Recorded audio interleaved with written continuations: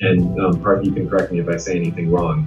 So we're going to be tasking our employee engagement group with putting together, developing the employee handbook. We have at the moment a proposed series of sections that we want to be in this handbook.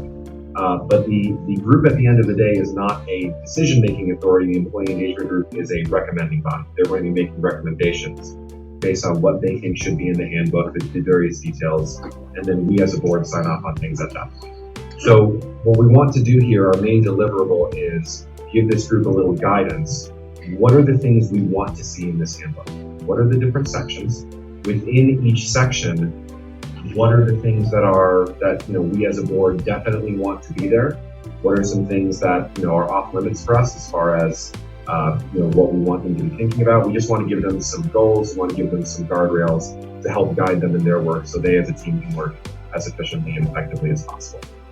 So, yes. I just need clarity on something you just shared. My understanding of this group would be more about giving feedback and input and not necessarily even being a recommending body, because recommending body sets the connotation for sometimes an expectation that we as the board will go with what was recommended. And if we don't, then why do they exist? Why are they spending their time and energy? So my thought was this group was more about providing some feedback and input with the board being the ultimate decision. So I just wanted to frame that a little differently than how you just set it up. But put that out there. About feedback and input. Feedback and input, the group being existing to provide feedback and input. And that's the definition that we're looking for. When we are, if we're going to use the word collaboration, it's about feedback and input and not decision making, not even recommendations. Because in my experience, when a committee has the incentive that they're giving a recommendation, if we don't go with that recommendation, then we're seen as why does this committee exist if we're not going to go with that recommendation? So I just wanted to reframe the definition of, collaboration in this group is strictly we're looking for your feedback and your input based on your experiences and what you think will best improve your working environment. Can you give feedback on what Dr. Nelson said? It's the use of the word feedback input as opposed to recommending body. So, I guess my take on it would be if they don't make any recommendations, then you could also question what's the point.